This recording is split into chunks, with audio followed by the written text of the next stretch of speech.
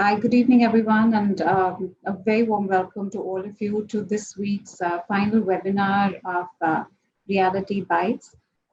Interestingly, when I first heard of Reality Bites, I was also very intrigued because to actually get narratives and stories from the ground has been one of the most difficult, experiences in the last 8 weeks ever since the lockdown was announced. And we've been also being streamed with news that's actually showed us the despair that exists, but we've not really heard enough about what's actually happening on the ground. I think what I found very, very inspiring is that this is an initiative by young professionals, young social entrepreneurs who are working across the country, and with their intent to actually bring stories from the grassroots of what's really going on and how have people, individuals, professionals across organizations, leaders, local leaders, how they stepped up with the challenge and looked at ways in which they can actually provide support, whether it's helping migrant workers reach home, food aid in the early days, helping frontline health workers do their jobs, to an issue that's really close to all our hearts today, which is how women are being impacted, through this pandemic. I think that it was quite interesting to see how we can actually create a narrative that actually pushes all of us to do more instead of just feel overwhelmed and wonder what can really one person do. I'm absolutely delighted to host four exceptional women on this panel today. And I'm sure you're going to have questions. So if you do, please use the Q&A tab at the bottom of your screen. This webinar is also being streamed live on Facebook, and the link to it is on the chat tab as well, in case you'd like to share it on your social media handles. You could ask questions on Facebook as well. So without much ado, we're going to start with today's session. As is the case actually with most challenges, one of the segments or demographics that seem to be left behind is always women. And women actually bear the brunt of a crisis way more than actually gets shared or talked about. As we've seen the pandemic actually play itself out, not just in India, but across the world, there have been significant challenges that women have faced at home and at work. And there have been efforts made as well, to figure out what can be done to provide support to women, given the fact that we find ourselves confined in our homes, and help in traditional ways is actually not accessible or available. So from issues of abuse to loss of livelihoods to not being able to pursue education, there have been multiple ways in which both the mental and emotional well-being of women has taken a hit. But I think it's also important to go beyond the challenges and really talk about how we can support women who are actually struggling in rural areas, in areas which are hard to access, and in communities where where there is absolutely no narrative other than probably what we might hear today from our four panelists. I'm going to do a quick introduction, and then we're going to speak to each of them. Lakshmi ji, मैं आपसे शुरू करूंगी और आपका मैं थोड़ा सा परिचय दूंगी. लक्ष्मी वर्क्स विद कोरू के साथ काम करती हैं महाराष्ट्र में और मराठवाड़ा में, और महिलाओं के साथ जो चैलेंजेस रहते हैं मराठवाड़ा में और सिंगल वुमेन जो हैं उनके साथ काम करती हैं. लक्ष्मी जी की ये इंटरेस्टिंग स्टोरी है कि उनका खुद का बाल विवाह हुआ था 9 साल की उम्र में, और स्कूल छोड़ा, पढ़ाई छोड़ी, लेकिन उसके बावजूद आज एक ग्रास रूट्स लीडर हैं और लगभग 17,000 महिलाएं हैं जो इनके साथ जुड़ी हुई हैं, जिनके साथ ये काम कर रही हैं. हमारी दूसरी पैनलिस्ट है पूनम जी. पूनम बिहार से हैं और उनकी शुरुआत एक गाँव से ही हुई थी. पूनम जी की मदर का बहुत योगदान रहा है कि उनकी जो पढ़ाई की जो संघर्ष थे और उनके आगे जो क्लास 7 के बाद पढ़ाई करना चाहती थी, फादर स्कूल टीचर होने के बावजूद उनकी मदर ने बहुत पुश किया कि वो पढ़ाई करें, और तब से उनका इरादा रहा था कि हमेशा कि वो महिलाओं के मुद्दों पे काम करना चाहेंगी।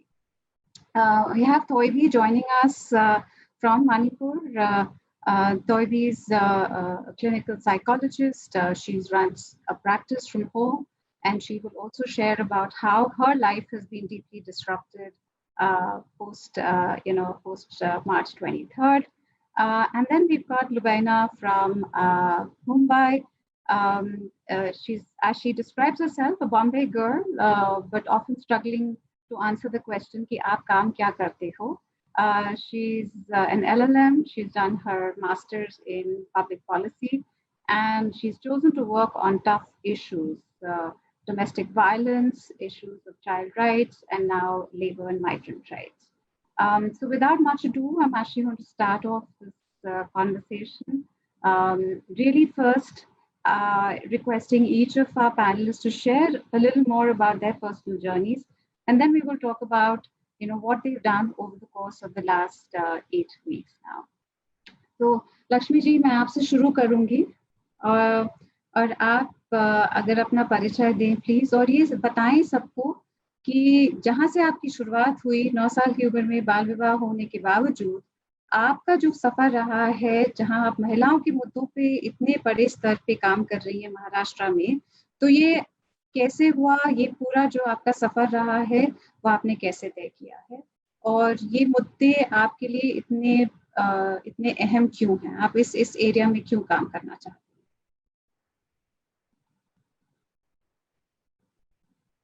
लक्ष्मी जी, आप म्यूट पे हैं, उसको जरा अनम्यूट कर लीजिए.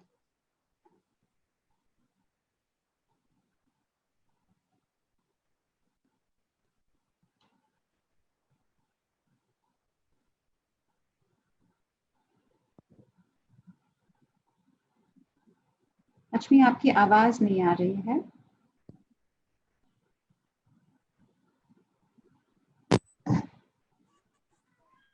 सॉरी, अब आ रही आवाज मेरी? बिल्कुल बिल्कुल, अब सुनाई दे रही है. अच्छा, ठीक है.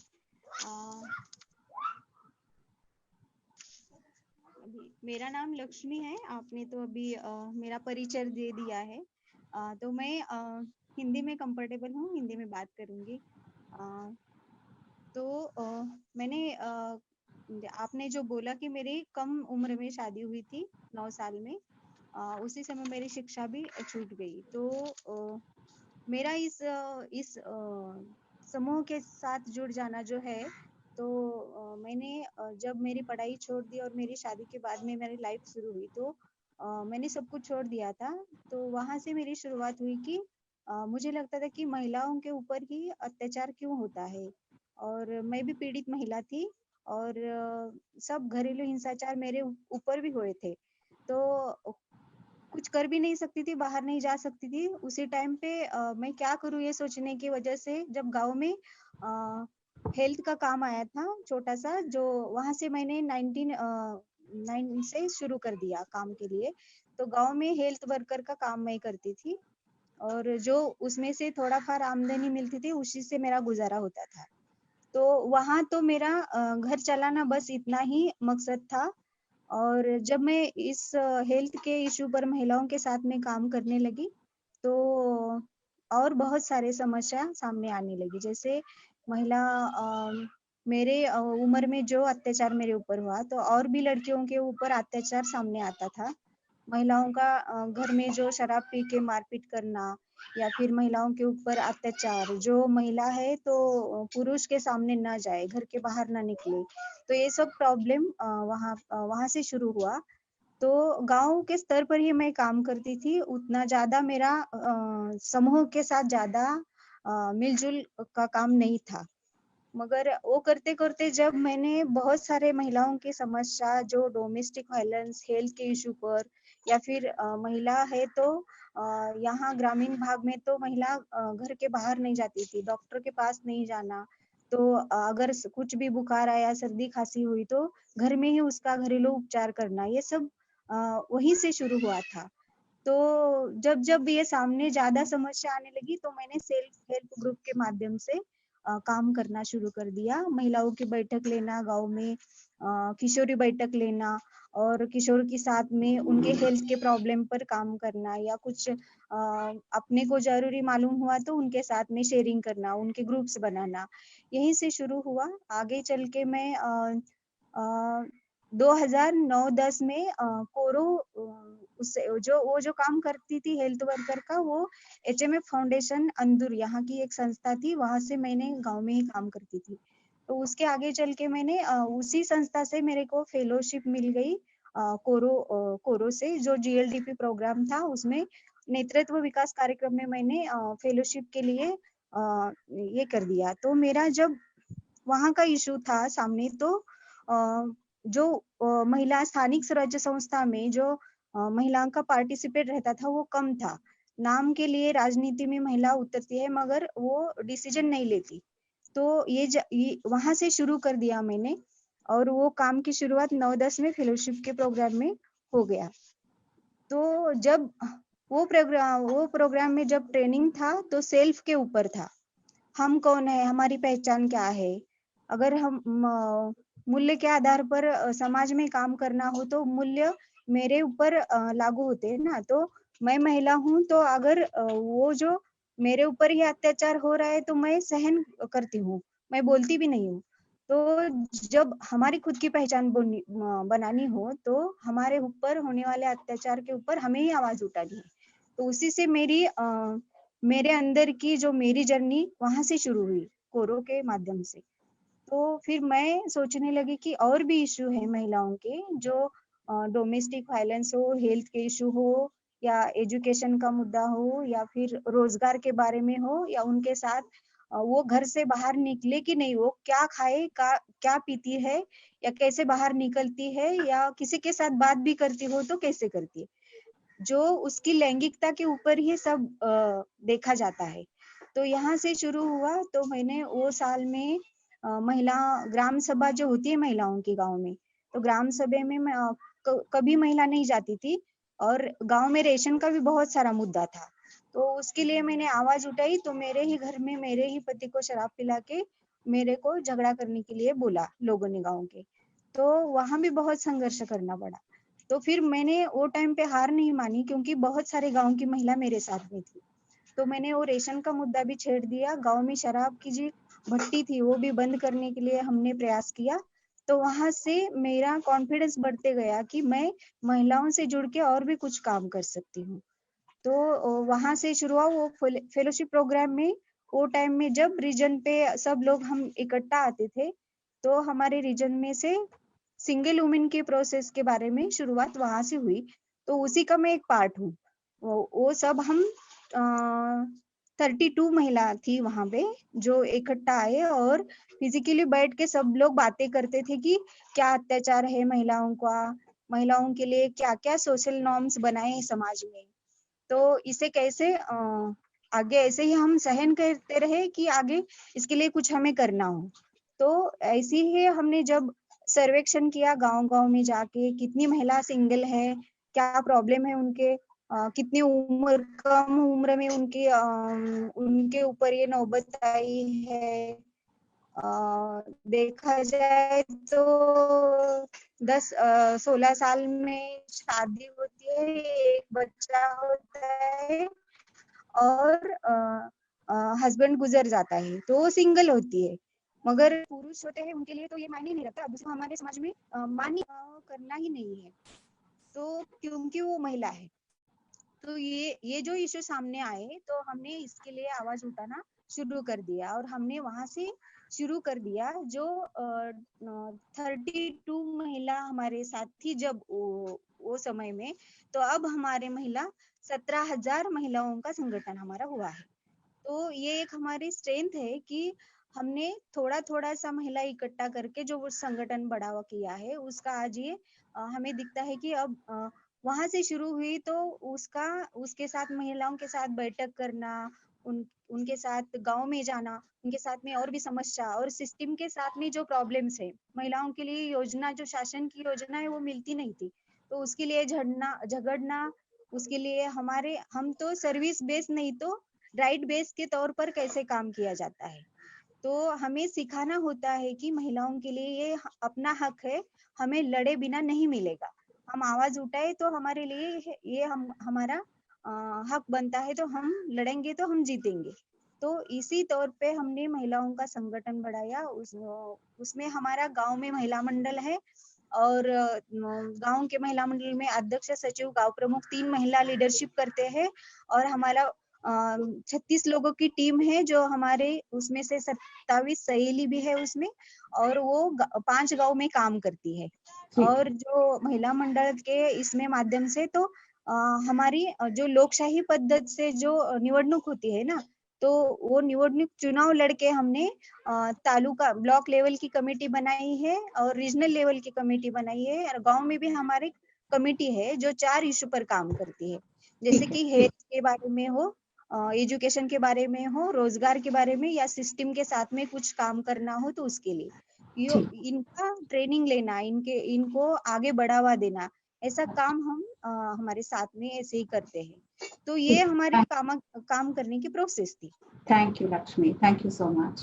पूनम जी, आप थोड़ा संक्षिप्त में बताएंगे कि आपका तो एक वजह से कहते इत्तेफाक से आपका एक महिला सामख्या के साथ एक इंटरेक्शन हुआ था, और उससे वहां से आपका दौर शुरू हुआ। तो महिला सामख्या के साथ जुड़ के आपने क्या किया है अपने क्षेत्र में पिछले कुछ 10, 12, 15 सालों में, बताएंगे?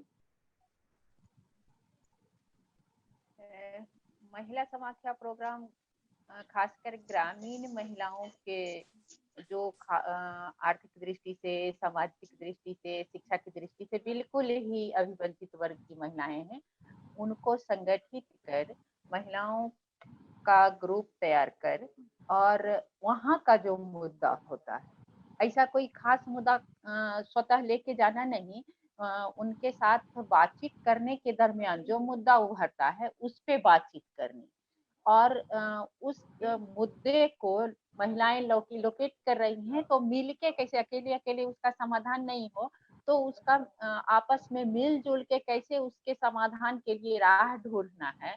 तो महिला समाख्या में ग्रामीण महिलाओं के साथ इसी प्रोसेस के साथ काम शुरू होता है कि वहाँ की महिलाएं खुद मुद्दा समझें और मिलजुल के उसका समाधान करें। तो महिलाओं के साथ काम करने में मुख्य रूप से उनकी जिंदगी से जुड़ी हुई बातें, जैसे उनके बच्चे की पढ़ाई लिखाई है तो शिक्षा के मुद्दे आ जाते हैं।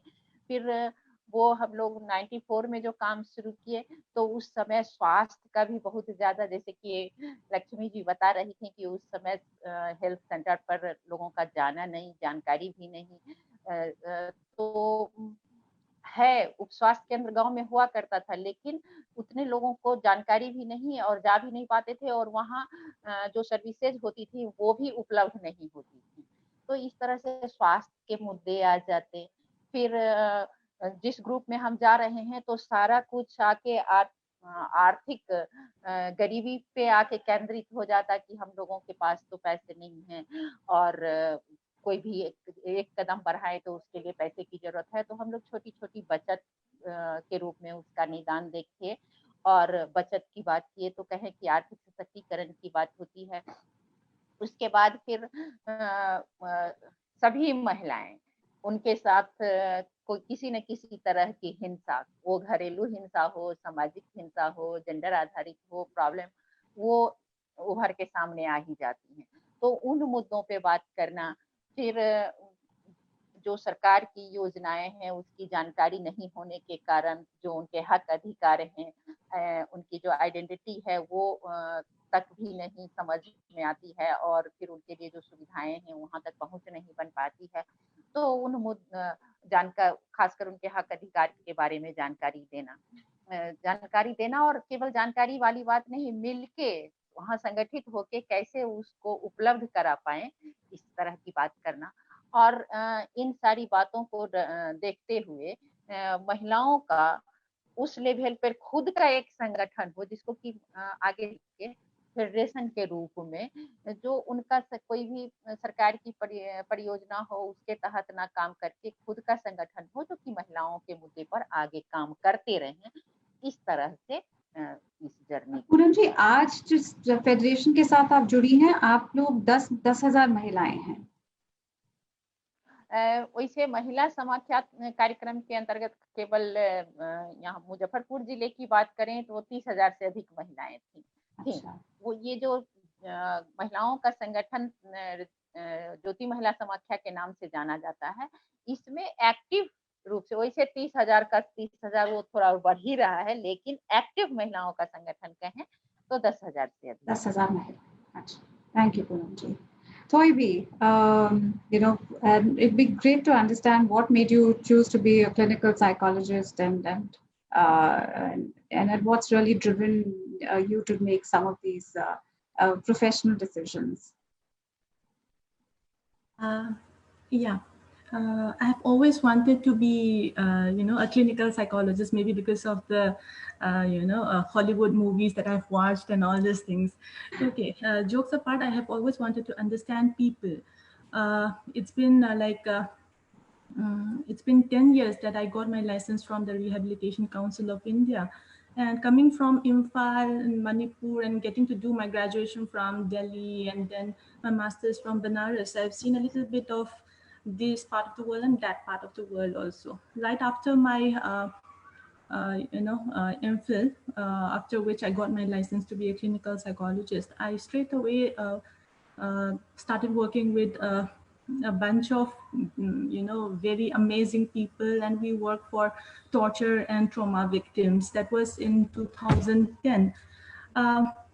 Then I had some stint with Childline over here. Then I had initiated a group lately, which is an unorganized and an unregistered group called the Collective Trust, wherein I believe that if some of us come together, health workers as well as law enforcers, then legal professionals on board, then we would be able to respond to crisis, not just this pandemic that we are thrown into, but a lot of crisis. I was also like a school counselor in 2 of the KVs over here in Kendra Vidyalayas. Then I volunteered for some scholarship program like the foundation which Rahul Bose headed. Right now, I'm a consultant with some with the queer community, the LGBT community, and only some 2 days back, I got the permission to talk to them, in quarantine. So like my journey has been like, I've always wanted to be that, clinical psychologist, but over here in our university, which is a central university, we don't even have the discipline of psychology over here. So like there's not much awareness over here, but still I had always wanted to do this, and quite content with what I'm doing. Thank you, Thoibi. Lubena, has that debate been settled, whether you're a lawyer or you're a social worker? And where do you find yourself in your journey, having worked with the Majlis, with the Angan Trust, and now with the Ajivika Bureau? Hi, Reshma. Thank you. And I don't think I've settled on that debate, whether I'm a lawyer or social worker. I think I'm happy to be in that gray space. I don't think there is a sort of vertical that you can put people into. I think I really relate to what Thoibi said. I always wanted to work with people. I've always wanted to, I did a lot of internships when I was in law school. I went to Bombay University. And again, here, our sort of law schools are not, they don't give you specializations. You do 5 years of a generic course, and then you go out and you kind of get a job at a corporate law firm. And while I kind of was doing internships at corporate law firms, because they were also compulsory, I realized that I couldn't sit at a desk and kind of do a corporate job. And that was just a personal sort of understanding of your personality type. And I feel like I was well supported in that way to kind of go out and make that a different choice. And I used to intern with Majlis when I was very young. I was a young law student, and that was also a compulsory internship to do. And that just happened to be something that stuck with me. I found myself after I graduated wanting to, I gravitated towards, that sort of work more than a corporate sort of law job. And that sort of started my journey. I went off, I sort of asked Majlis if I could join them full time. That's where my journey as a lawyer began. And I think where you said that in the introduction, where a lot of people still ask me that, what do you do? I mean, okay, so the first thing you say is I'm a lawyer, and then be like, oh, which firm? which firm in Doparel or Nariman Point in Bombay do you work at? And then to explain that, no, I am a lawyer, but that's not the kind of law that I do, or not the kind of work that I do. And they're like, oh, and then when you explain what you do, they're like, oh, so you're a social worker. And I'm just like, yes, I guess you could say that. So I think that sort of gap to kind of say social legal work, and in my journey as a lawyer and as an activist or whatever else that we're kind of called, people that kind of do different sort of roles are called, has been development sector oriented. It's been very advocacy oriented. It's been policy oriented. I love litigation. I am somebody that likes to go to court, so I picked to do that.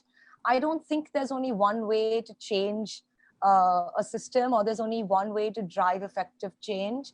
I think all of us, whatever we do in our personal capacities, in our professional capacities, kind of amalgamates at a certain stage and becomes a system or crushing of a system. So I think my journey kind of started off there. I'm still in the development sector very much, more accepted now, more defined now for sure, I'd say, after all these years. But I kind of moved from women to children to kind of working with labor now, to kind of understand. And it's always been very legal. The principles, the lens has been very legal. It's been very socio-legal in a lot of ways, a very development lens to kind of understand socio-cultural behavioral patterns of societies and how they affect implementation. And I'm often asked by a lot of friends and a lot of people that you meet through work, saying that, the system in India is not good, and, justice system kaam hi nahi karta hai. India mein laws hi nahi barabar hai. Koi bhi kuch bhi, anyone can do anything. And I truly kind of believe that we have a great justice system. We have a great criminal justice system as well. And we have, India has 1,200 up laws. We have the lengthiest constitution in the world. And so I'm trying to find my space in that better laws versus better behaviors, or how the law is actually here. It's a great law. It's a great system. How we sort of lack somewhere as society in implementation, in bringing about the things that Poonam ji and Lakshmi ji sort of talked about, Toybi's experiences, my experiences, Reshma, your experiences. How do we kind of, where do we kind of, fall within that gap to bring that up to the platform? And I had that opportunity to work with several women from different sort of socioeconomic backgrounds to kind of understand that something like domestic violence doesn't only happen in one community or in one type of community. It happens across the board, and that's very important, that sort of dialogue. So I think, in my humble opinion, I think more lawyers should be in the development sector, so that nobody asks us what kind of work we do. Yeah, thanks so much, Rebecca. So I'm going to move straight into the heart of the, why this entire series was also conceptualized, which is, what really happened on May 22nd, May 23rd, and thereafter, how has, life really changed for all of you. So I'm going to start with you, Toybi, first. And, you had just come back from a holiday. You shared with your husband, you're a stay-at-home mom, you were practicing at home, you take a couple of clients, and then you just decided that you're going to put your number out on Facebook for anyone who could contact you. What have you experienced over the last 8 weeks as you've made yourself accessible as a clinical psychologist? And what are the kind of issues that you've been brought in to support, and especially issues specific to women? Yeah, thank you, Reshma. Like right after the lockdown, like I shared my phone number, and not just me, along with 20 of our volunteers volunteered to take the distress calls and reach out to people who was in need. And the work we did was, we had that in mind, that we would do a brief crisis intervention, psychological first aid, respond to their queries and pacify their emotional distress.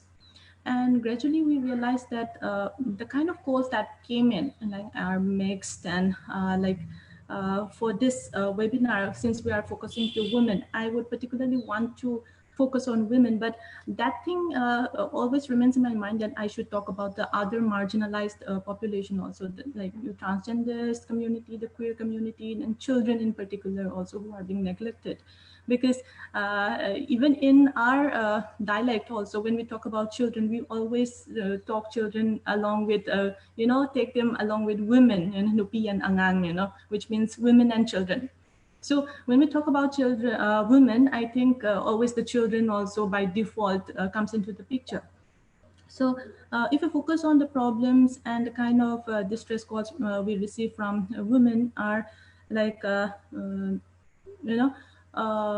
intimate partner issues, violence, and their inability to, access to service delivery, to even to community support, because lockdown means, you have to be staying safe in the home, and there's no and there's distancing, physical distancing, social distancing, and all these things came into picture.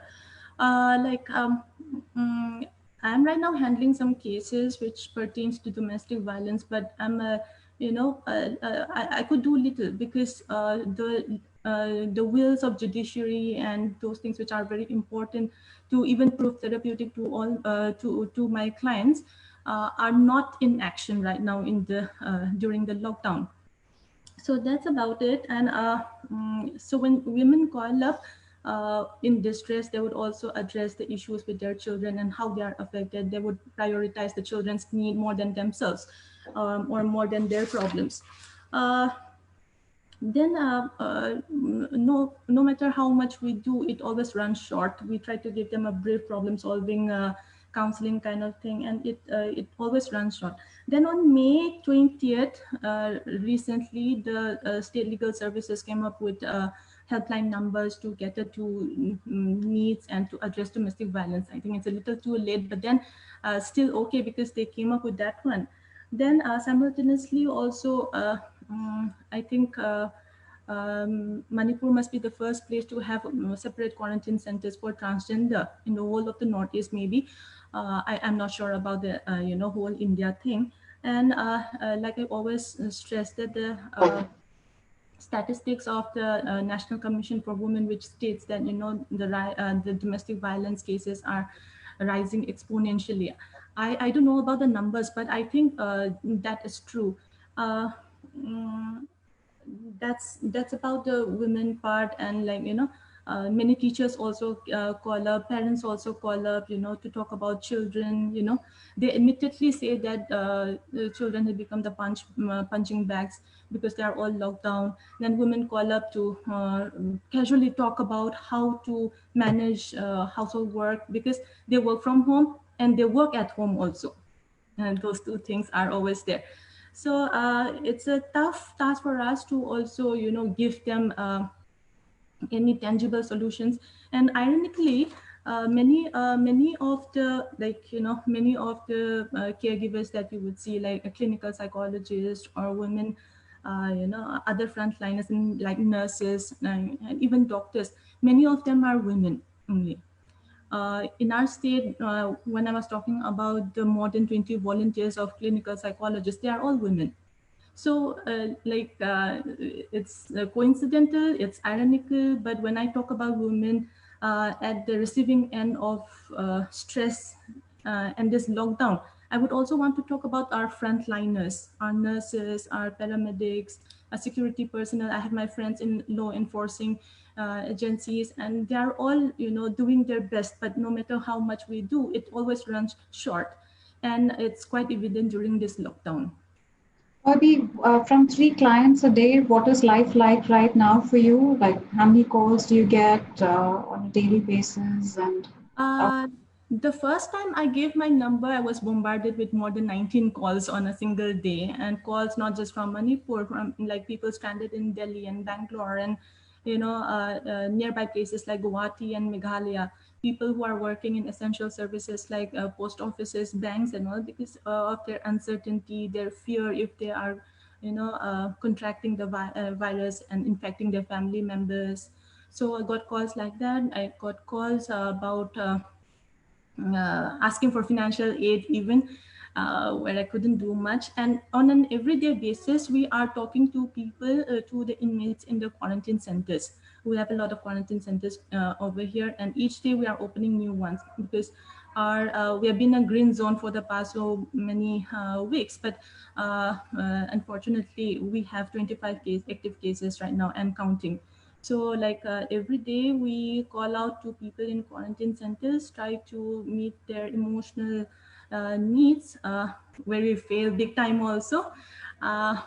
And yeah, a lot of calls, and not distress calls, but I get calls from my friends, from teachers who are working in schools. They seek advices on what kind of assignments they would give to their students, because they want to use this time to connect to their students, to their parents, to make them involved in their academics. Because I've been, me along with my husband and some of our, friends are trying to, homeschool our kids, go out of the mainstream to do and to try some alternative schooling method and all these things. So I got calls from teachers who are interested in knowing, to go, who wants to go beyond the syllabus and help children and students to positively communicate during this type of, apart from just sharing hand hygiene, wearing masks and, a lot of fear that surrounds this COVID thing. Yeah, so Toby, you seem like you've been stretched on every front, right? So from home assignments to, to actually providing support to people in quarantine centers, yes, to witness issues. Yeah, I was thinking if I had been, stuck in a governmental organization or something like that, I would be just handling a section of a population and I won't be doing much. So like being an independent practitioner, I think I'm able to reach out to a lot of people and my artist friends and, watching new movies, rendering subtitles during my free time. And I've been doing a lot that way. So I'm surprised, Toby, you have free time, but with all the calls that you receive. Thanks so much, Toby. Lakshmi ji, आपका जो सारा काम था, जो पूरा आपने समझाया, उसमें तो लोगों से मिलना और मीटिंग करना बहुत जरूरी है. और लॉकडाउन जब अनाउंस किया गया, तब सबको घर पे बैठना पड़ा और घर से काम करना पड़ा. तो आप पिछले 8 हफ्तों में आपने अपना काम कैसे संभाला है, और जो आपकी जो महिलाएं हैं, जो 17,000 महिलाएं हैं जो आपके साथ जुड़ी हुई हैं, उनकी क्या समस्याएं हुई हैं और उनको फिर आपने सपोर्ट कैसे किया है?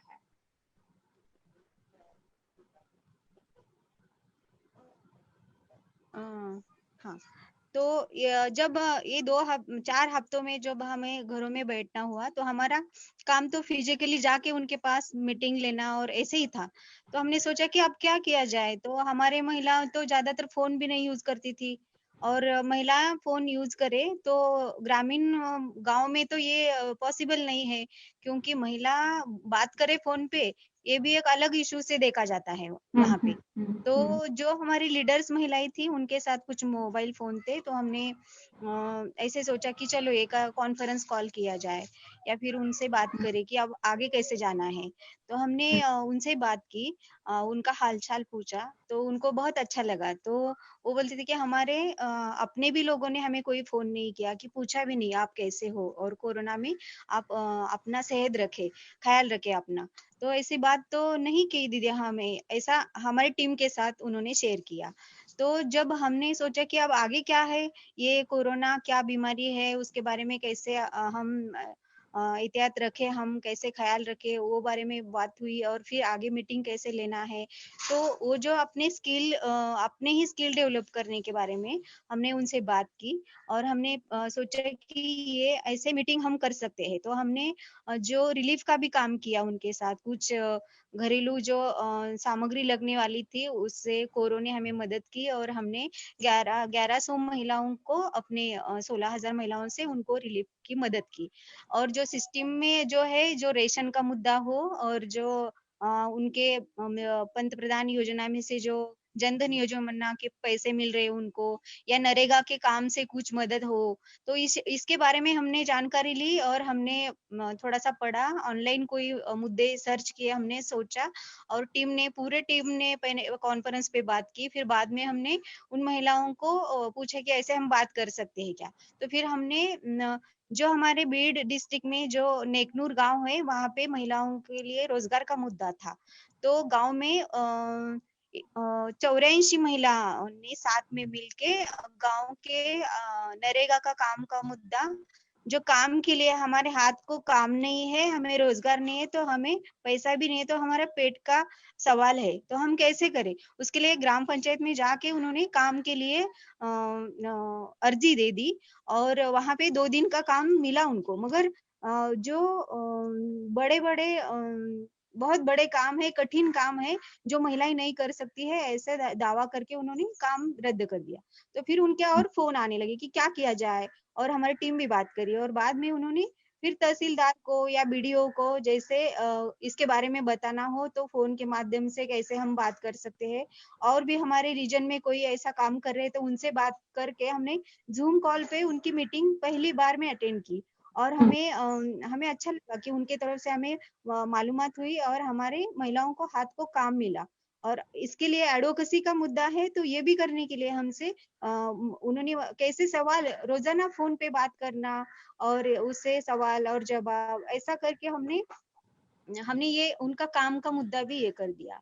जैसे हम बोलते हैं कि महिला जो लोग मिलके कुछ पुढ़ाकार लेके लोगों ने खुद के लिए अपने प्रश्न पर काम करना हो तो कैसे वो एक इकट्ठा बने रहे, उसके लिए भी हमने प्रयास किया। गांव में कोई भूखा ना रहे इसके लिए हमने महिला मंडल की मीटिंग्स वहां पे की। तो फोन का साउंड उधर उन्होंने ओपन कर दिया और हमने इधर से बात की हमारे सहेली ने, तो क्या करना है उसके लिए उनके साथ तो सोशल डिस्टेंस जो है वो रख के और मास्क मुंह पे बांध के ऐसा डिस्टेंस के अंतर पे बैठ के महिला इकट्ठा और साउंड ओपन करके उन्होंने बात की महिलाओं से। और आगे के जो हमारा प्रॉब्लम है उसके लिए हम क्या कर सकते हैं, तो उधर से भी एक कोई औरत उठ के बात करती थी और हम इधर से सुनते थे और उधर हम हमारा जो जवाब है उधर देते थे। ऐसा करके हमने गांव में कोई भूखा ना रहे इसीलिए हमने हमारी खेती में जो उगने वाले ज्वारी गेहूं या कुछ चावल है तो हमारे पास जो है तो हमने इकट्ठा करने के लिए महिला मंडल ने पुढ़ाकार ले लिया और वो इकट्ठा करके गांव में जो भूखा रहने वाला है उनको दे दिया। तो ये जो उनके मन में बंधुता बोलते हैं ना, जो हमारे मूल से संवैधानिक मूल्य है, मूल्य के आधार पे हम बोलते हैं समानता आनी चाहिए, बंधु भाव आना चाहिए, मगर ये हम बातें करके नहीं चलेगा, उसके लिए हमें दिल से भी हमें कुछ करना पड़ता है। तो हमारे महिलाओं ने ये किया कि हम जैसे बोलते हैं बंधुता आनी चाहिए, तो हम बोल रहे कि सिस्टर रूट भी आनी चाहिए। सिस्टर हम बहने बहने हैं तो हम भी मिलके हमारे कोई बहन से घर में ऐसा कोई भूखा रह रहा हो तो उसके लिए हमारी भी कुछ अर्जी बनती है, फर्ज बनता है कि हम उसे कुछ मदद करें।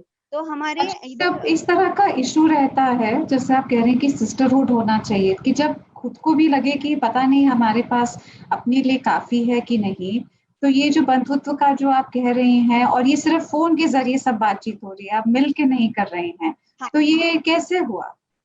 हाँ, तो ये ऐसे ही हुआ। पहले बार एक राउंड में फोन किया तो डायरेक्ट ये बात नहीं हुई, क्योंकि उसके लिए बहुत बार 1-2 बार फोन करना, पर्सनली उनसे फोन पे बात करना, फिर बाद में महिलाओं के साथ में बात करना। और फिर ये है ना जो सिस्टरहुड में बोल रही थी कि हमें भी हमारा जो महिला मंडल का संगठन है, हम यही प्रयास करते हैं कि इकट्ठा एकजुट से कैसे आगे ले जाए। तो संगठन तो ऐसे नहीं बनता ना, क्योंकि अकेला मैं मेरा ही सोच लूं तो मेरे बाजू का क्या होगा, मेरे जो साथी है उनका क्या होगा। ये जो मन में भावना है ना, तो हमने जो पहली बार जो ये 4 साल में हमारा जो 2014 से शुरू हुआ था, 4-5 साल में जो हमने थोड़ा सा सेल्फ मोटिवेशन का उनके साथ में काम किया, उसका थोड़ा सा असर कुछ संवैधानिक मूल्यों पर अभी तो हो रहा है। तो आगे भी हम ऐसा ही प्रयास कर रहे हैं और हम ऐसे करते हैं कि सोच रहे हैं कि जो महिलाओं ने नॉर्म्स थोड़े सोशल नॉर्म्स, जैसे महिला हो ये करना नहीं है, महिला हो के वो करना नहीं है, आगे नहीं जाना है, फोन पे ज्यादा बात नहीं करनी है, या फिर लड़की है किशोरी तो उसे घर में ही बैठाना चाहिए, वो खेल के मैदान पे नहीं खेलना चाहिए, उन्होंने फोन का यूज करना हो तो लड़के लोग ही करेंगे, लड़कियां नहीं करेंगी। ये जो सब है ना, उसके लिए हमने उसका क्या असर हो सकता है ये सब पर, उसका भी हमने फिजिकली, अब तो बहुत ज्यादा बातें होती थी, मगर अभी तो फोन पे ऐसा फोन पे बार बात हो। बार उनसे करके कर रही है। अच्छा, और लक्ष्मी आपने जैसे पहले कहा कि ये देखा कि गांव में कोई भूखा नहीं रहे, ठीक है, और क्या क्या समस्याएं आई हैं? काम आपने मदद की कि नरेगा के जरिए से काम मिल पाए, और महिलाओं को और क्या क्या झेलना पड़ा है पिछले 8 हफ्तों में, जैसे घर पे बैठी हैं? हाँ, जो डोमेस्टिक वायलेंस का मुद्दा है, तो ये भी इशू सामने आया मेरे ही गांव में और बाजू के गांव में। महिला मंडल की जो महिला थी, उसकी भी माँ भी बेवा थी और लड़की भी बेवा थी। लड़की की उम्र तो 20 साल की, उसके छोटे 2 बच्चे हैं, और माँ भी बेवा है, और उनके वो माँ बेटे दोनों भी अकेले है, सिंगल है। तो उनके साथ में उनको खाने के लिए कुछ नहीं था, रोजगार नहीं है, तो जो गांव के बड़े खेत वाले होते हैं उनके साथ काम मांगने के लिए गए, तो उनके साथ में उन्होंने कुछ छेड़ाछाड़ी की, तो वो लड़की ने आके सुसाइड करने का प्रयास किया। तो फिर हाँ, हमें हमें पता चला, और महिला मंडल की महिलाओं को पता चला, तो उन्होंने मुझे फोन किया और उन्होंने बताया कि ऐसा ऐसा हो रहा है, तो अपने को क्या करना है। तो मैंने बोला सोचो आप क्या करना है, महिला मंडल तो है गांव में। तो हमने जाके वहां देखा, वो जो रस्सी टंगी थी वो निकाली, लड़की को बाजू ले लिया और उसे बताया गया कि क्यों हुआ, क्या हुआ, कैसे हुआ है ये। तो हमें सब जानकारी लेने के बाद में पता चला कि वो जो उम्र से ज्यादा था, वो जो खेती वाला पुरुष था, उन्होंने वो लड़की को लैंगिक इसके लिए बोला था कि उसकी इच्छा थी कि वो ऐसा ये करे। तो वो लड़की को शौक लगा कि बाबा मेरे तो ये पिता जैसा है, और मेरे को, और उसे लगा कि मैं सिंगल हूँ, मेरी मजबूरी है, मुझे खाने के लिए कुछ नहीं, मुझे काम की जरूरत है, तो लोग मेरे को ऐसा क्यों देखते हैं। तो उसके लिए हमने उसका काउंसलिंग किया महिलाओं ने कि अगर तू मर जाएगी तो ये बच्चे का क्या होगा, तुम्हारी तेरी माँ का क्या होगा, और तू ऐसा हार मानेगी तो बहुत बुरा है ना, उसके लिए लड़ना चाहिए। हम साथ में है, महिला मंडल की महिलाएं सब साथ में है, तो उसके ऊपर केस दर्ज करना है, उसे पुलिस स्टेशन में ये करना है उसके लिए, और ऐसा बढ़ावा दे के हमने वो केस का प्रॉब्लम सॉल्व किया। तो ऐसे ऐसे भी बहुत इशू है घर में भी, जो पुरुष भी अभी घर में है, बच्चे भी घर में है, और औरतें भी घर में है, तो घर में महिला के ऊपर तान तनाव भी थोड़ा सा हो रहे, तो ज्यादा बहुत होता है। और आप कह रही है कि क्योंकि सब लोग अब ऐसे समूह में संगठित हैं, तो थोड़ा सा सपोर्ट उस जरिए से मिल जाता है। हाँ, मिल जाता है। पूनम जी, आपकी भी ऐसे ही कुछ एक्सपीरियंसेस रहे हैं? अब पिछले 8 हफ्तों में आप भी घर पे ही हैं, और समूह की सारी महिलाएं हैं, उनके भी काफी समस्याएं हैं, उनको भी काफी संघर्ष करना पड़ा है। तो कुछ बताएंगे कि आपका जो फेडरेशन है उसके जरिए किस किस तरह के मुद्दे आए हैं, और आपने कैसे उनको सपोर्ट किया है? देखिए, सबसे पहले तो जैसे ही लॉकडाउन अनाउंस हुआ, तो हम लोग के संगठन के कुछ साथी आपस में बातचीत किए, और ऐसा कि आपस में हम लोग एक दूसरे से शेयर करने लगे कि क्या इस पीरियड में एहतियात बरतनी है। जैसा कि लक्ष्मी जी ने कहा, लगता है कि मेरी लगभग सभी बातें वो कह दी हैं। तो उसी खासकर ग्रामीण क्षेत्र में इस तरह की उस समय आवश्यकता महसूस की गई कि ये जानकारी हम अपने बहनों को दें, जो हम लोगों का एक बहनापा का रिश्ता है। इस समय उनको जरूरी है कि एक सुकून मिलेगा। हम लोग आपस में बात करना शुरू किए, और उन्हें कि किन किन मुद्दे को ध्यान में रखना है, एहतियात क्या बरतनी है, इस पे बातचीत करना शुरू किया। इसी क्रम में कुछ ऐसी बातें उभर के आई कि उन्हें जरूरत है, जैसे सिंगल वीमेन है, घर में कोई नहीं है, काम भी नहीं हो रहा है, और सरकार की तरफ से तो कुछ ये हो रहा था कि राशन जल्दी मिलने वाला है, पर उसमें टाइम लगेगा। और बिल्कुल ही मार्च लास्ट वीक में ही हमारे फेडरेशन के द्वारा ऐसे कुछ लोगों को चिन्हित किया गया कि वो बहुत परेशानी में है, तो उन्हें राहत के लिए भी मदद किया गया। इस राहत के साथ साथ कुछ इस तरह की समस्या, जैसे घरेलू हिंसा की भी बात सामने आई। घरेलू हिंसा जैसे कि एक उदाहरण बताना चाहेंगे कि होली में हस्बैंड आए थे और उनको होली के बाद जाना था, 15 से 20 दिन रह के जाना था, तो 15-20 दिन तो अच्छा से कटा। उसके बाद जब ये लॉकडाउन हो गया तो फिर वो जैसे दिल्ली रहते थे, बिहार में तो शराबबंदी है, शराब नहीं मिलता है। अब उन बेचैनी एक मन में तय था कि फलाने ये को चले जाएंगे, और लॉकडाउन हो गया, जा नहीं पा रहे हैं।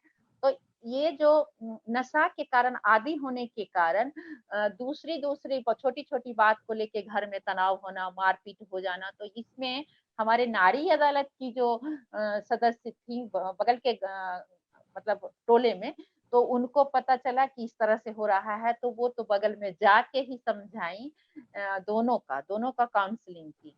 तो इस तरह के कई मुद्दे सामने आए।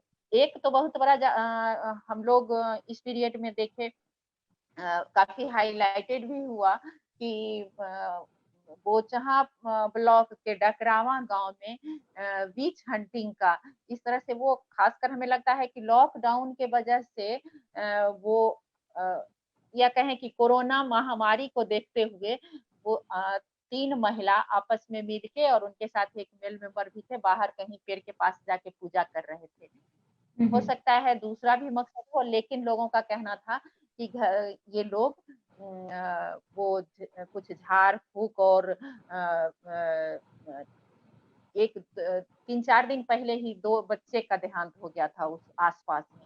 तो इसका ये लगा के पूरे ये में कुछ असामाजिक तत्व उसको पकड़ लिए, और फिर उसका पंचायत कराए, और पंचायत करा के उसका बाल काटना, उसको गांव में घुमाना, ऐसा कहा गया गंदा पिलाना, ये सब भी बातें कहीं आसपास उतना ज्यादा लोगों को पता नहीं चला, पर कोई वीडियो बना के वीडियो वायरल कर दिया, तो तुरंत इस पर एक्शन हुआ। पुलिस जैसे यहाँ से डीएसपी 2-3 थाने को लेके छापेमारी करा के और 9 लोगों को हिरासत में। तो इस तरह की भी घटनाएं आ रही हैं। अब देखें, एक तो इस टाइप से अगर कभी घर में होता है, वो तो मारपीट वाली घटनाएं छोटी छोटी बात को लेके बहुत ज्यादा होती हैं, तो ग्रुप के माध्यम से इसका थोड़ा लोगों को समझा बुझा के समाधान करना होता है। या कई बार देखेंगी कि महिला थोड़ा परेशान होती हैं तो मायके को मूव कर जाती है, और फिर 2-4 दिन वहाँ ये हुआ, उसके घर से भी कुछ ये किया, या आसपास समूह के लोग उसको ये समझाए बुझाए, तो फिर नॉर्मल जीने लगती है। लेकिन इस पीरियड में कहीं जा भी नहीं सकती है, तो उसको एक मानसिक दबाव जो होता है, ये भी बहुत हुआ है। एक केस सुनने में ही आया, हाँ, महिला अनवांटेड, मतलब इच्छा नहीं थी और प्रेगनेंसी ठहर गई इसी पीरियड में। तो वो अपने पति से बताई, पति उसको कहीं ग्रामीण क्वैक ये टाइप के डॉक्टर से कोई दवा ला के खाने देती, और उसको काफी होने लगी। जब वो फिर हॉस्पिटल जाने की बात, तो हॉस्पिटल तो हम नहीं ले जा सकते हैं तुमको, अभी कैसे हम ले जाएंगे, और कोई हॉस्पिटल खुला हुआ भी नहीं। तो फिर महिलाओं के लिए विशेष सहायता कक्ष है, वहां बात की, तो उनके मदद से वो हॉस्पिटल तक पहुंची और उनका इलाज हुआ।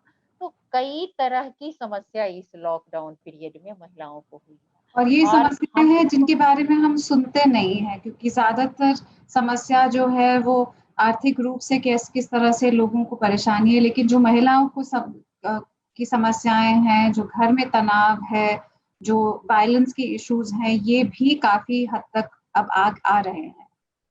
जी जी जी जी, और इसको नहीं, हम ये कह रहे थे कि चूंकि हम लोगों का नारी अदालत जो है, नारी अदालत महिलाओं की समस्या को मतलब एक महिलावादी सोच से देखना और उसका समाधान करना, उसकी समस्या को महिलाओं के पॉइंट ऑफ व्यू से देख के तब समाधान करना, ये चीज तो जो हमारे कई गांव में इस तरह से प्रत्येक ब्लॉक में 15 से 20 महिलाओं का ग्रुप है, तो वो आसपास तो इस तरह के कई मुद्दे को सॉल्व करते रही हैं बहुत वर्षों से। तो आसपास इस तरह का माहौल भी बना है कि महिला की इस तरह की समस्या को थोड़ा संवेदनशीलता के साथ देखें और उसके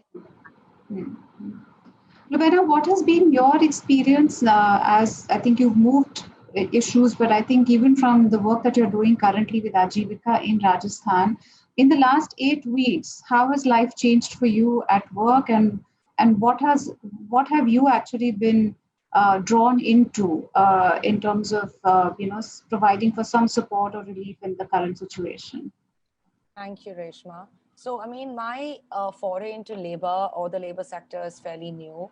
And I truly believe that I think the labor sector kind of encompasses human rights in many, very many ways, with women, children, migrants, socioeconomically, etc. When I kind of, I work out of Bombay. Ajivika is Rajasthan based, and we have a labor helpline, a government recognized labor helpline that works out of Rajasthan for Pan India. And I think the cases that we kind of started noticing in Mumbai were mostly for relief work. So we raised, it's a small team in Mumbai, and we raised our own fundraiser. We started our own crowdfunder to kind of raise funds to be able to do this relief work. We also work in particular areas already with migrants. So we have our unions within them.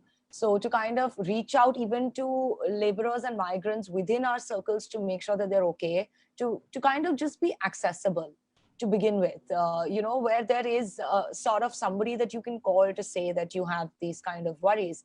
And we kind of used a two-prong or maybe a multi-prong approach where it was food ration deliveries, dry ration deliveries, also talking a lot with just state agencies, talking to our operational areas, the police stations, the kind of collector, the sort of ward officer of that area, to kind of make sure that these systems were functioning.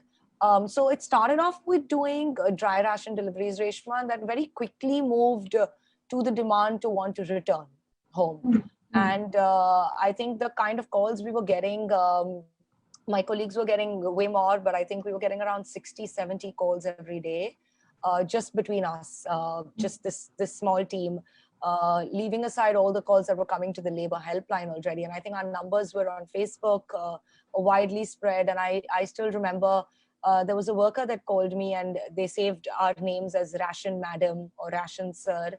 And one of the migrants I think I spoke to over the phone said that, this is the first time that somebody even cares about whether we've eaten or not. And to me, that came off, it was just appalling to kind of understand that this is the situation with migrants, or with even women in migration, has always been there. It has been a long-standing sort of problem in this country that we've not been able to mitigate. And I think COVID has kind of put those problems on the platform. And for this migrant to tell me this, that, oh, I generally, eat a banana and sleep, and that's life. And this is the first time somebody's even given us packed food or is bothering about sending us some ration delivery. So our sort of focus has been mostly in this sort of relief work, and to also kind of counsel migrants to not take on foot, or to make sure that provisions are made even at destination when they do reach from here, to kind of see that these governments are working together. We have a lot of government partnership work that's going on. I also get a lot of calls from the previous sort of children or women that I've worked with, where we've done repartitions or rescues for child labor, for children, and they've kind of moved back to their home states. And they've just called and said, we're having these problems, and this is, there's no food. There's also just no food. There's a lot of violence at home. I think what I think Lakshmi ji also said, where they have to work at home and then they have to continue to be able to earn and feed the family. And I think most of childcare has come on to the woman now. And so a lot of issues coming in from there, a lot of even clients that we've done divorce cases for in the past, etc., kind of, bubbling in, where now, and like domestic violence is a non-divorce law. You can file for domestic violence in India even without filing for a divorce, and you can very much live in the same house and expect violence to stop and not the marriage to end. And how that's sort of a very, it's kind of interwoven, where now even those sort of marriages that were,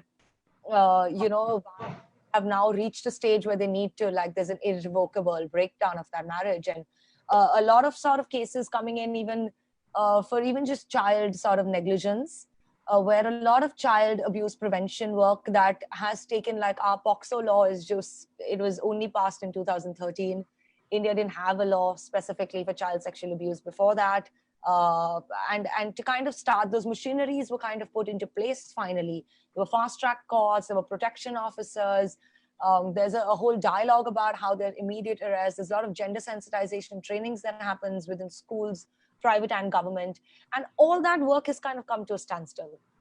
So in a way where I look at it, I feel like we'll have to kind of trace back and restart. You know, if you were running programs of emotional intelligence with BMC school children in Bombay specifically, that's it. I mean, we'll have to kind of approach schools, kind of connect with children and women, build those cohorts. If, like I think Lakshmi ji again said, or Toibi even said, that women and children are interlinked. They're very, very seldom are they separatable. And, you know, even when you kind of build these nexuses, even when as lawyers or as social campaigners, when we build these cohorts with women within our communities, it takes a lot, you know, for a woman to even come to a self-help group, or when I would go and do legal consultations for them within their community, or even do a legal rights program. It takes a lot for them to show up. And that's work that Poonam ji and Lakshmi ji are talking about. To talk to them constantly, to tell them, please come to this one meeting. Like, just know that there is a law, just know that there is a protection officer, just know that there is lady police officers who you can approach. And just to tell them, you know, simple things like that. It's a lot of grassroots work. And then sort of we can come in and even have that dialogue. But you have that consortium between civil society organizations, women, children, the state, the police, all these agencies, they take a lot of time to put together. And I think, and your concern is that we've probably taken a few steps back because I think so. Because the pandemic has actually, So in some ways, all the momentum or the good work that has been done in these areas might actually, you know, set us back by many steps, and we kind of, you know, start our way again. I think so, Reshma, even for children, for women, for migrants. So the only good thing here is that we're talking about these issues a little bit more. More sections of the society are involved. A lot of my friends now know who migrants are, which has not been the case. And that's harsh reality. That hasn't been the case if you don't work in the social sector, or if you don't work in the development sector. You still hear of you know, and we always talk about this at work as well.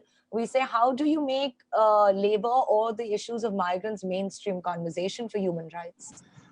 Very often we talk about domestic violence, about child sexual abuse, and this sort of entire sector encompasses all that. I mean, the labor sector is not devoid of domestic violence. It's only heightened in very many ways. To also kind of bring to the forefront, you know, just again, wage disparities. Again, women working for unpaid work. I mean, that's been a dialogue that's been going on for, I think, centuries now. We still don't, or even like shops and establishments functioning as factories and violating all the 4 labor codes, or state governments saying that we're not going to follow the labor codes anymore because we don't have the capacity to. And these are all sort of steps that are, I think, 2 steps in front, 1 step behind. We're kind of moving in a lot of a push and pull in my experience. तो लक्ष्मी जी, आपको लगता है कि जैसे रुबैना कह रही थी कि अभी लगता है कि हमने महिलाओं के लिए और बच्चों के लिए और किशोरियों के लिए हमने इतनी मेहनत की है पिछले 10, 15, 20 सालों में, लॉज भी बने हैं, लेकिन इस लॉकडाउन के जरिए जो भी इश्यूज हुए हैं, आपको लगता है कि ये काम अब थोड़ा छूट गया है, या इस काम से हम लोग आगे भी बढ़ सकते हैं? रुबैना सोच रही है कि नहीं, हमने इतनी मेहनत से ये सब काम किया है, संगठित किया है, महिलाओं को इतना प्रोत्साहन दिया है कि वो एक कंप्लेंट दर्ज करें, और अब सबकी नजर कहीं और है। तो क्या आपको कभी डर लगता है कि हमने इतनी मेहनत से ये काम किया है और आगे हम इसको कैसे बढ़ाएंगे?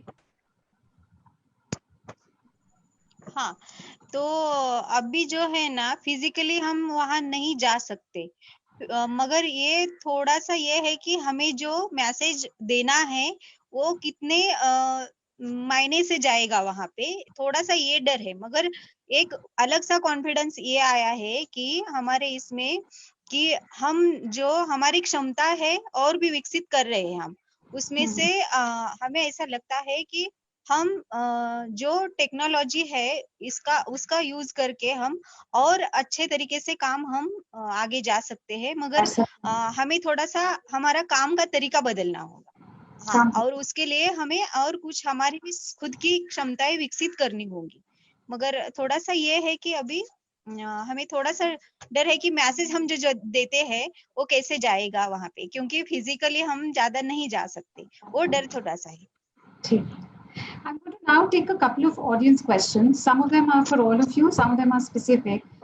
So, Toibi, there's a question specific for you. Is there one or few cases that have shocked you or stayed with you in the last 8 weeks? Yeah, Reshma, thank you. I have replied it also because I have told whoever asked me that, I won't say I was actually shocked, because I'm in this profession for the past so many years, and I'm hardened that way. But there are a lot of cases that took me by surprise, and it touched sensitive nerves, and irritated me sometimes and irked me, and the plight was shown and all. So there are a lot of cases like that, and I would not actually want to discuss cases over here, but yeah, there have been some times where I feel that I should call back, then WhatsApp again, because extraordinary times call for extraordinary measures sometimes.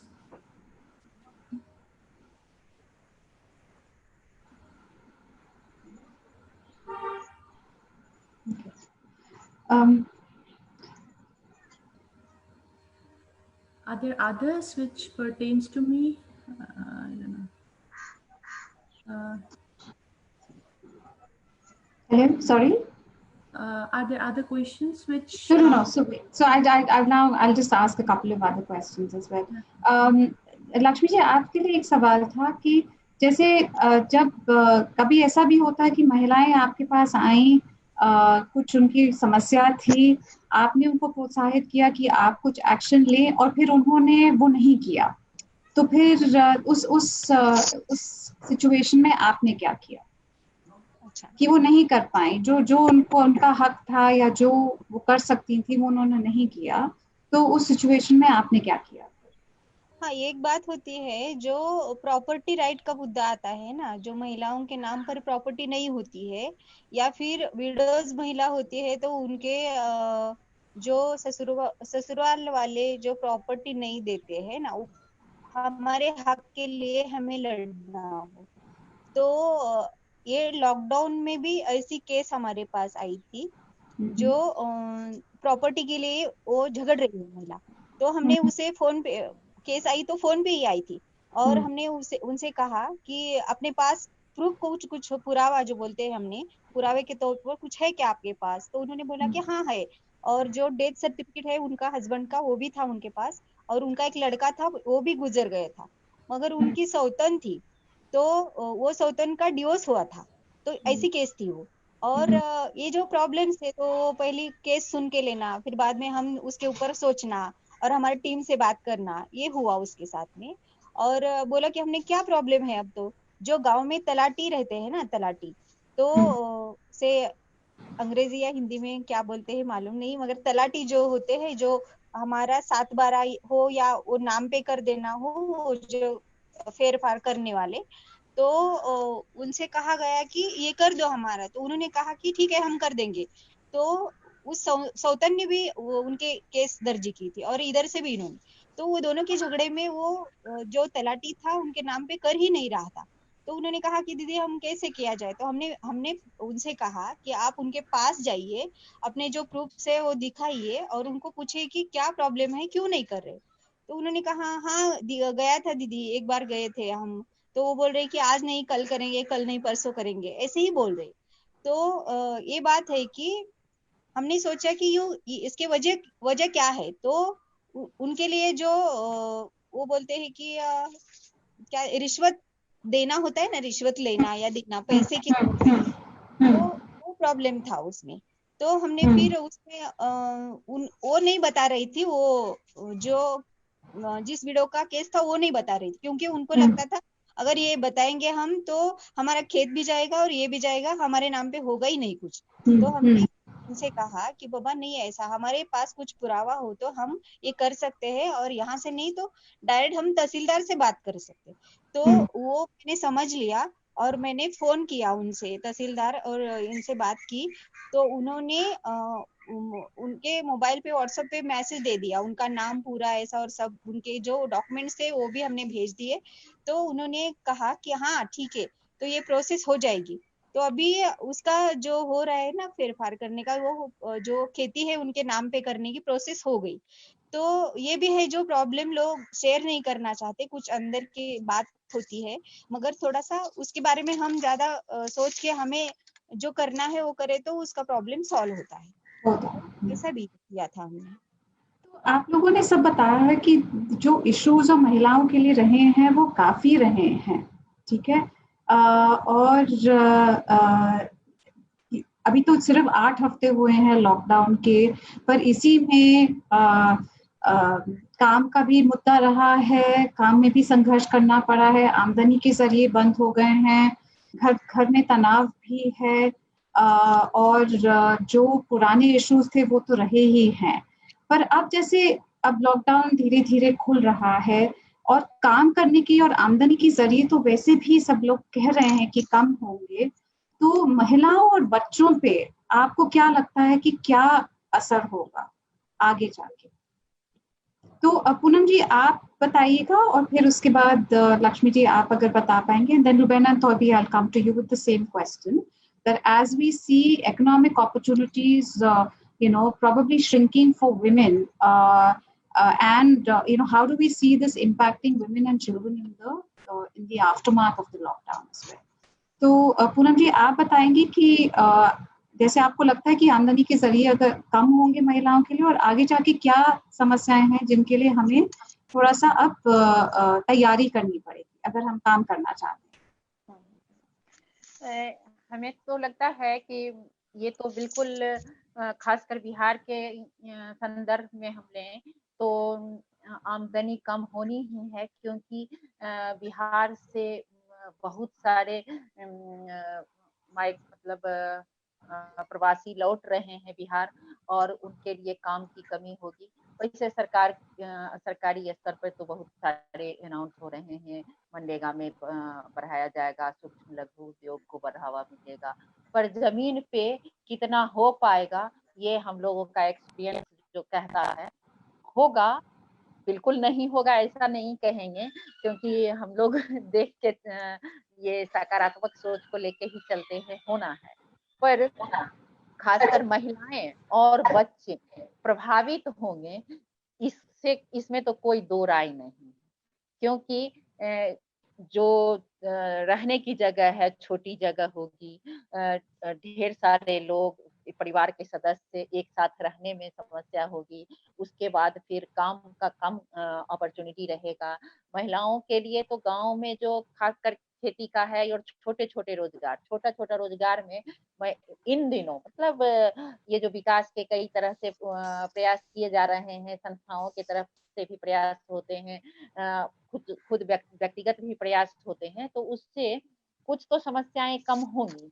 लेकिन हमें लगता है कि इसको एक अवसर के भी रूप में हम लोगों को लेना चाहिए। इसमें हम लोग आपसी संवाद जो है उसको और मजबूत करने की जरूरत होगी, क्योंकि उस चीज को अवसर के रूप में लेने के लिए एक अपॉर्चुनिटी के रूप में हम लें। अभी जैसे सरकार की ये है कि छोटे उद्योग में 6 लाख करोड़ दिया गया है, तो ये जानकारी हमारे ग्रुप तक भी मिले कि इसमें हम क्या क्या कर सकते हैं, छोटे छोटे रोजगार को कैसे हम बढ़ावा दे सकते हैं।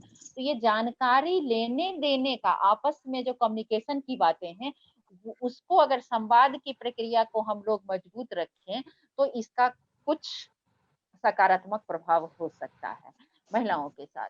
और फिर बच्चों की शिक्षा की बात करें तो बच्चों की शिक्षा में भी बहुत ज्यादा बदलाव आने जैसा लग रहा है। कब विद्यालय खुल पाएगा, और फिर बच्चों का ये जाना, बहुत अभिभावक डरे हुए भी होंगे, तो इस पॉइंट पर भी महिला अभिभावक से बातचीत करना, या अगर बन पड़े तो दोनों लोगों से, दोनों उनके अभिभावक से बातचीत करना, वही संवाद की प्रक्रिया जो है और मजबूत करने की जरूरत लग रही है एक।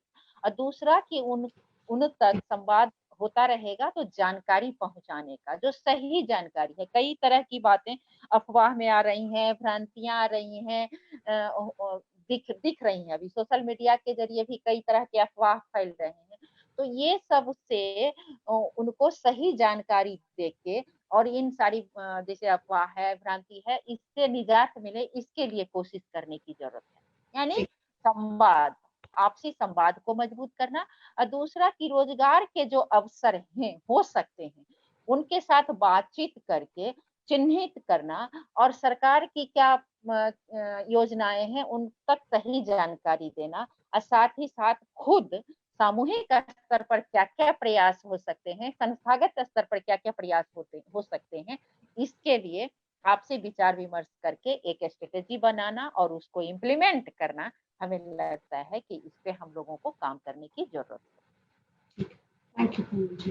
लक्ष्मी जी, आपको क्या लगता है कि जो भी मेहनत की है हमने महिलाओं को आगे बढ़ाने के लिए, ये अब इस लॉकडाउन के जरिए, और जब लॉकडाउन खुलेगा तो ये जो मुद्दे हैं महिलाओं के और बच्चों के, ये बढ़ेंगे, या आपको लगता है जैसे पूनम जी कह रहे हैं कि नहीं, हमारा काम यही है कि हम ज्यादा से ज्यादा जानकारी, जो आर्थिक स्कीम्स हैं, जो सरकार ने जो सुविधा की है, वो जितना हम ले जा सकते हैं अपनी कम्युनिटीज में, हमें वो करना होगा। तो आपको क्या लगता है कि ये जैसे 2 कदम आगे 1 कदम पीछे वाला काम हुआ है, या आगे ही बढ़ना है इसके बाद?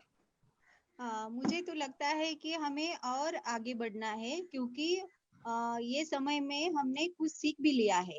जैसे कोरोना में हुआ, तो कोरोना शुरू हुआ तो पहले हफ्ते 1-2 हफ्ते में शराब पूरी बंद हुई थी, तो महिलाओं का जो मारपीट का था, पी के आके करने का, वो जो कम हुआ था। मैं इसे ऐसा देखूंगी कि जो हमारा फिजिकली ज्यादा श्रम था, वो अभी थोड़ा सा कम हुआ, जो फोन पे हम कर सकते हैं। जैसे पूनम जी बता रही थी कि ये भी एक ये है कि हमें जो शासन की जो योजनाएं आती है, उसके ऊपर ज्यादा मालूमात हमें होना चाहिए। तो हम उनके लिए फैसिलिटेट करेंगे या बात करेंगे उनसे, और भी ज्यादा तरीके से उसे कैसे लिया जा सकता है। ये लॉकडाउन की परिस्थिति में हमने एक प्रयास किया था, एक मुद्दा कि जो मास्क पहन ये बांधना है मास्क, तो उसके लिए मास्क लाने के लिए पैसे भी लगते हैं, तो कहाँ से लाए? तो हमने हमारे जो HSC के मेंबर थे महिला मंडल के, तो उनसे कहा कि आप घर पे सी सकते हो।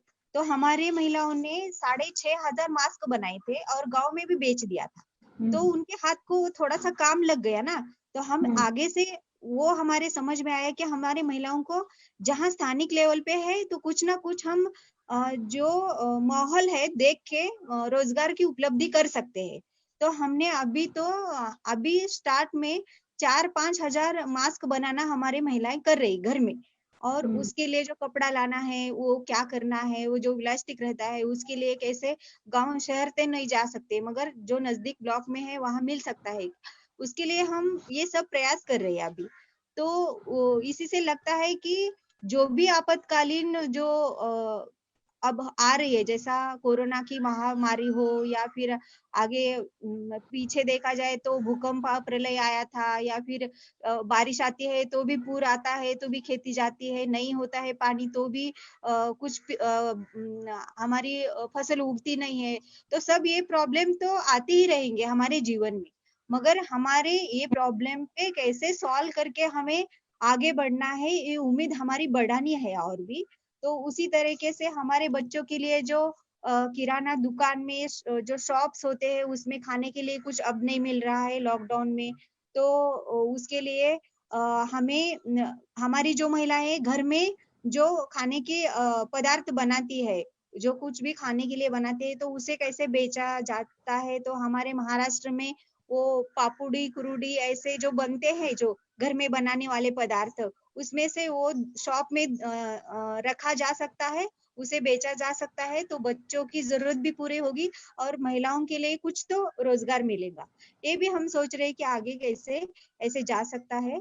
अब जब हम बच्चे के साथ या उनके जो सिंगल वुमेन की महिला है, उनके जो किशोरावस्था में लड़कियां हैं या कुछ लड़के हैं, तो उनके साथ में भी हम जब बात कर रहे हैं तो जो एजुकेशन का मुद्दा है, जो एग्जाम नहीं हुई तो ऐसे ही पास होना है, तो फिर आगे उनको ऐसा है कि स्कूल कब चालू होगी, तो जाएंगे तो हमारे लिए जो नोटबुक्स लेना है या दफ्तर्स लेना है उसके लिए हमें क्या करना है, पैसा तो होगा कि नहीं हमारे माँ के पास, तो ये भी इशू है।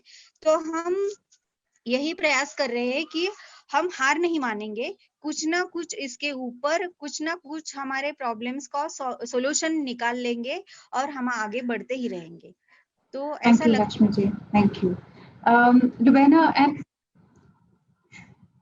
नहीं, और बहुत सुन के आप जो कह रही हैं, मैं कमेंट्स भी देख रही हूँ, बहुत लोग कह रहे हैं कि उनको भी हौसला मिल रहा है जिस तरह से आप कह रही हैं कि हमें ये क्राइसिस है पर इसमें बहुत अपॉर्चुनिटी भी है, तो हम लोग किस तरह से नया सीख के और हर दिन एक कोई प्रॉब्लम सॉल्व करके हम लोग आगे कैसे बढ़ेंगे। तो ये तो सबने बहुत सराहा है कि जिस तरह से आप शेयर कर रही हैं कि हमें डरना नहीं है कि आगे क्या है, बस अब बढ़ना ही है, आगे ही चलना है। So maybe and Rubaina, there have been a lot of questions actually on trying to assess, and understand that there's the economic aspect, and Poonam and Lakshmi have talked about the fact that there will be economic opportunities. How do we get women access to information that these exist? But I think that what people want to understand also is if there are women who are facing, who they know, who are facing issues of domestic violence, what is it that they can do to support, right? So what is it that they can do when they see that somebody is actually experiencing it?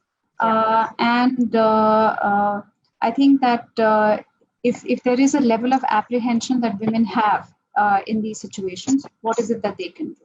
So if we could very quickly, share your initial ideas in terms of what they can do. Okay, should I go first? Okay. Yeah, Ruben. Yeah. So I read that question in the Q&A and I also answered it. I think the good way sort of to kind of support it if you do know of an incident of domestic violence is I'm not a huge advocate of always pushing for a report or always approaching a police because of the nature of this violence. It's domestic, it's within the home, it involves children, it involves spouses, a lot of family members. This is pretty much your life, right? So I would say that in cases where you do know of domestic violence, it would be great to sort of support that person emotionally as well in your own capacity. If you are a well-wisher or a friend, to kind of link them to the right agencies, right? To educate or to kind of build awareness about that you do have the option to report this.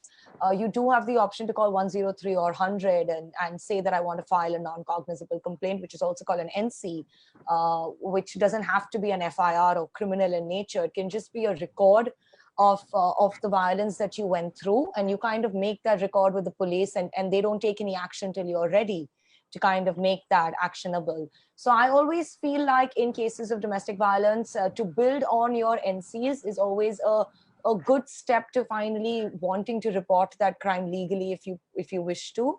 Also, I think to be able to link to people like Toibi to kind of get, because I think domestic violence is physical, emotional, mental, it can be so many types, right? And to kind of the police or the agency or the state will be able to stop physical violence, because I mean the law expects proof, and that's just the sad situation of how we treat domestic violence, right, in around the world.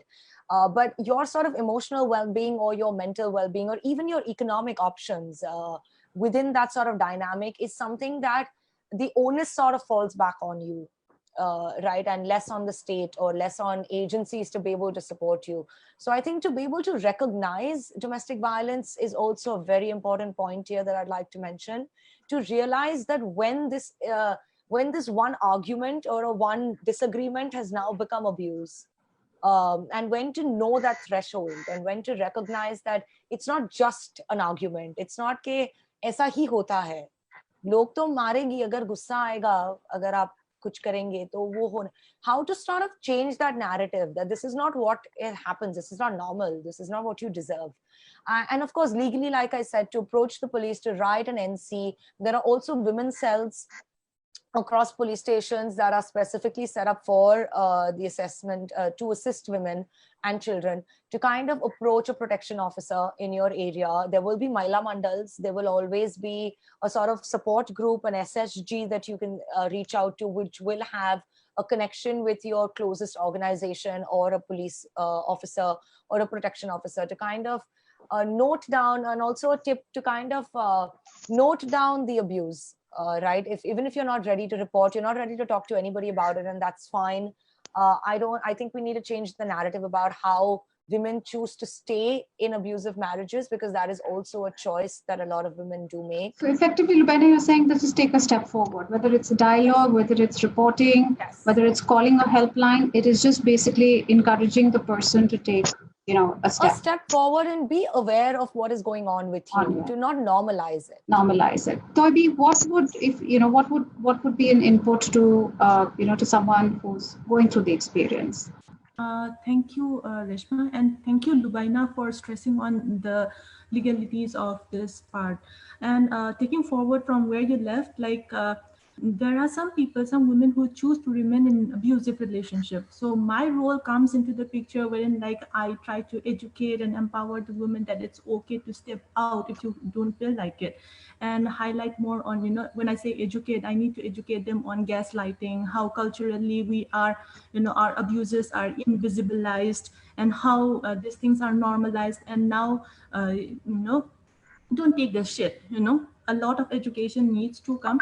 So Lubaina kind of answered that one, and my role is to empower the women who have made the step forward and come forward and talk to us. So I feel that COVID, in this crisis, it's a very positive episode wherein many women have come out to report their, abuses and their distress. I have never come across a lot of complaints like this, pre-COVID. There is one question which says that has COVID exposed the patriarchal fault lines in our society? And I think yes. And what we need to do is radically change the narrative, bust the stereotype and traditional, belief system. And we have to start from sharing chores in the house and all those things. The small things will matter, I think. So Reshma, shall we go to other questions? Yeah. Well, thanks so much, Toby. I think what's really been striking in this conversation, in fact, is that even within this conversation, a lot of stereotypes have been busted, right? In fact, a lot of questions are about the fact that we might be worse off. But I think that what has actually been interesting is to understand that, in this crisis, women have come together. So as Poonam said, कि संवाद हो रहा है, समूह बन गए हैं, सब जुट गए हैं. There's a sense of sisterhood that this entire crisis has also sparked, right? Which is what's bringing women together.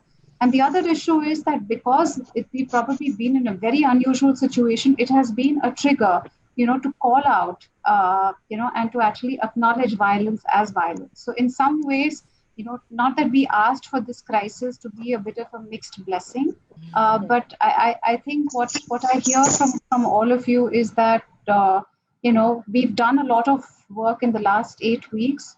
पिछले 8 हफ्तों में काम बहुत हुआ है, लेकिन आगे और भी करना है. And but इतनी है, we are all fairly driven to make sure that we don't lose what we've been able to kind of create, as a sense of community even amongst women, and making sure that we support them to have their own equal space in this world, right? Thank you all. It's always, I feel a little strange that we may have just met all of maybe 24, 48 hours ago, but I've drawn a lot from each of your stories, and आप सबसे सिर्फ 24 घंटे ही हुए हैं मिले हुए, लेकिन मुझे आप लोगों से सभी से बहुत सीखने को भी मिला है और बहुत इंस्पिरेशन भी मिला है. So thank you all. Reality Bites is going to be back again next Thursday with another series of conversations, and we look forward to hosting you again. Thank you all. Thank you so much. Thank you, guys. Thank you. Thanks so much. Thank you. Bye. Bye.